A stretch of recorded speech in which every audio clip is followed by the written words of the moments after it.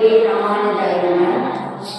இன்றைய 25வது வசனம், அதாவது இந்த பாடலிலே போன பாடல்கள்லாம் கண்ணனை அழைத்து கம்பீரமாக வந்து அந்த சிம்மாசனத்திலே சிங்கத்தை போன்று அமர்ந்திருக்கிறார். அடுத்தது அவருடைய புகழை எல்லாம் படியாயிற்று. அவர் என்னென்ன லீலைகளை செய்தாரோ அவரையும் போன பாடலே வெளிப்பாசனத்திலே நாம் கண்டோம். அடுத்து இந்த பாடலிலே அவருடைய பிறப்பு, அவருடைய சிறப்பை பற்றி கூறுகிறார். ஒருத்தி மகனாய் பிறந்து ஓர் இரவில் ஒருத்தி மகனாய் ஒளிந்து வளர, ஒளிந்து வளர, ஒளிந்து வளர, ஒளிந்து கிடையாது, ஒளிந்து வளர என்று கூறுகிறார். அதாவது பிறந்தது தேவகி வயிற்றில், வளர்ந்தது யசோதை பிராட்டி. ஒருவர் மகனாக பிறந்து, அதான் கீர்த்தனையில சொல்லும் போது, என்ன தவம் செய்தனை யசோதா, எங்கும் நிறை பரபிரம்மம் அம்மா என்று அழைக்க என்ன தவம் செய்தனை என்று சொல்லுவார். அதாவது பிறந்தது தேவகி வயிற்றில், அவங்கதானே அம்மா அம்மான்னு கூப்பிட்டு வளர்ந்துருக்கணும். ஆனா அந்த பாக்கியம் யாருக்கு கிடைச்சது? யசோதை பிராட்டி கிடைச்சது. ஒருத்தி மகனாய் பிறந்து, மகன் அப்படிங்கிறதுக்கும் பிள்ளை அப்படிங்கிறது ரெண்டும் ஒரே மீனிங் தான். மகனாலும் ஒண்ணுதான், பிள்ளைனாலும் ஒண்ணுதான். ஆனா இந்த இடத்துல மகனாய் பிறந்து அப்படின்னு ஏன் சொல்றாங்க அப்படின்னா, பிள்ளைன்னா எல்லாத்தையும் சொல்லணும், தென்னை பிள்ளை, கீரை பிள்ளை, எல்லாருக்கும் இருக்குது. ஆனா மகன் என்று சொல்லும் போது ஒருத்தி மகன், அதாவது அந்த தாயுடைய பேச்சை கேட்டு நடக்கணும்னா மானம். அதனாலதான் தாயார் வந்து இந்த இடத்துல ஒருத்தி மகனாய் பிறந்து ஓர் இரவில் ஒருத்தி மகனாய் ஒளிந்து வளர, அதாவது கம்சனுக்கு பயந்து என்ன பண்றாங்க, அவரை மறைச்சி முதல்ல அந்த கம்சனுக்கு வந்து ஏதாவது தீங்கு விளைவிச்சிருவானோ ஒளிச்சு வளர தருக்கில நாதி தான் தீங்கு நினைத்த, தரிக்கிறன் அதாவது அறியாமதான் அவன் செய்தானா அறிஞ்சு செய்தானான்னு தெரியல. அந்த பரபிரம்மமான அந்த பரம்பொருளான கண்ணனுக்கு பல தீங்குகள் செய்ய அந்த கம்சன் வந்து என்ன பண்ணான், தெரிஞ்சு செஞ்சானோ தெரியாத செய்தானோ தெரியாது. தரிக்கில நாதி தான் தீங்கு நினைத்த, அந்த மாதிரி நினைச்சவன் கருத்தை பிழைத்து கஞ்சன் வைத்து, கஞ்சன் அப்படிங்கும் போது இந்த இடத்துல வந்து கம்சன் அப்படிங்கிறதுதான் தமிழ்ல கஞ்சன், அதாவது கம்சங்கிறவா. கருத்தை பிழைப்பித்து கஞ்சன் வயிற்றில் நெருப்பென்ன நின்று நெடுமானே. நீ வந்து எத்தனையோ அரக்கர்கள் அனுப்பி கண்ணனை வந்து கொள்றதுக்கு எத்தனையோ பேர, சகடாசுரன் அனுப்புன, வச்சாசுரன் அனுப்புன, பூதகியை அனுப்புன, எவ்வளவு பேர் அனுப்புன. ஆனா யாராலும் என்ன செய்ய முடியல, அவருக்கு ஒரு தீங்கும் செய்ய முடியவில்லை. கருத்தை பிழைப்பித்து கஞ்சன் வயிற்று. ஆனா நீ என்ன பண்ண, அனுப்புனவங்களெல்லாம் திருப்பி அனுப்பி அவனுக்கே, அதாவது கம்சனுக்கே என்ன பண்ண, நெருப்பென நின்ற. உன்னை நினைச்சாலே அவன் வயிற்றுல நெருப்பு கட்டிக்கிறோமே, அந்த மாதிரி நெருப்பென நின்ற நெருமாலே உன்னை அறுத்திட்டு வந்துடும். உன்னை நாங்க இப்ப எப்படி வந்திருக்கிறோம், ரொம்ப தயவு பண்ணி வந்திருக்கிறோம். தன்னை பாடல்ல உன்னை கூப்பிட்டோம், தோழிமார்கள் எல்லாம் வந்தாச்சு, நாங்க எல்லாரும் சேர்ந்து வந்துட்டோம். இப்ப வந்து அறுத்திட்டு வந்தோம்.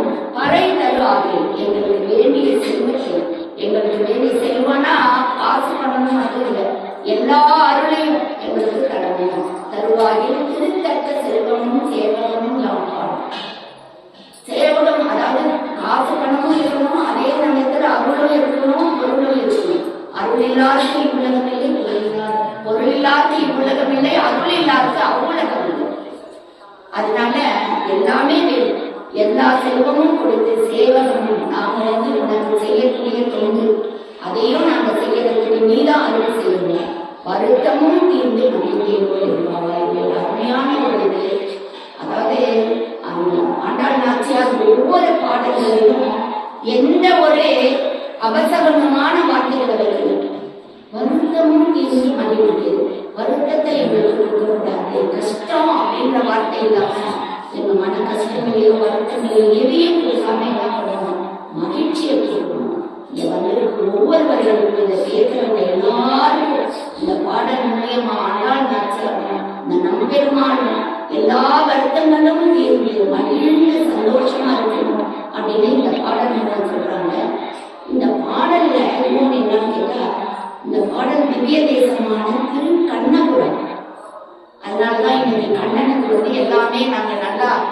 செய்யணும்னு சொல்லிட்டு எல்லாரும் நம்ம சன்னதிக்காரங்க எல்லாரும் சேர்ந்து நல்லா அழகா மாலைகளும் நல்ல ஒரு மயில் பீலி எல்லாம் வச்சு ரொம்ப சந்தோஷமா இன்னைக்கு நம்ம பண்ணுறோம்.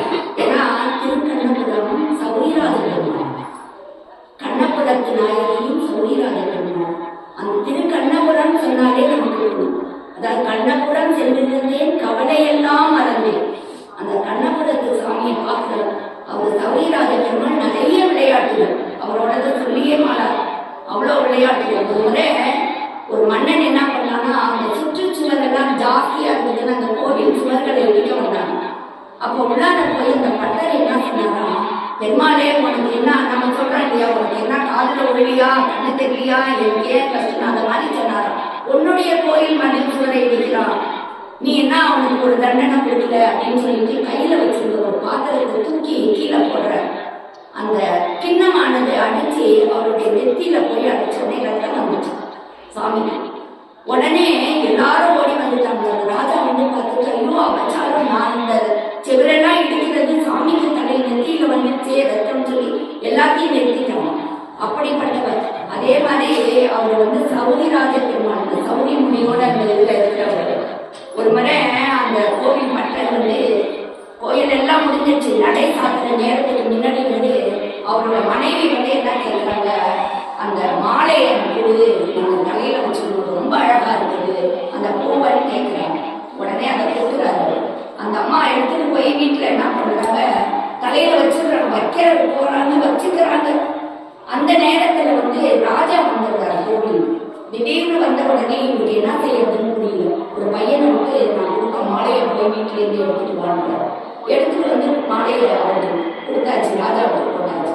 பார்த்தா அது ஒரு பெரிய முடி இருக்கு. அந்த முடியை பார்த்த உடனே ராஜாவுக்கு கோபம் வரும். மறுநாள் வந்து இந்த பட்டரை வந்து தண்டனை கொடுக்கணும் அப்படின்னு கோவில் வர. பட்டர் சொல்றாரு, இந்த சாமி மேலிருந்து தான் நான் எடுத்தேன்னு சொல்றேன். இல்ல அதுல முடி இருந்தது, இது ஏதோ அபச்சாரம் பண்ணிருக்கு அப்படின்னு. உடனே அப்ப அந்த சாமிக்கு முடி இருக்கான்னு கேட்கிறார். ஆமா அப்படின்னு இழுத்து பார்க்கிறார் ராஜாவே. உடனே சாமியோட தலையிலிருந்து ரத்தம் வரும். உண்மையிலே முடி இருக்குது அப்படின்னு தெரிஞ்சு, அதாவது ஒரு பக்தரையும் ஒரு பக்தரையும் காப்பாற்றியவன் நம்ம சௌரிராஜன். அவன் நம்ம எல்லாருக்கும் நல்ல சௌபாகியத்தையும் கொடுத்து நம்ம கஷ்டங்களை கண்டிப்பா தீர்ப்பான். அவன் எல்லா நன்மைகளும் நமக்கு செய்ய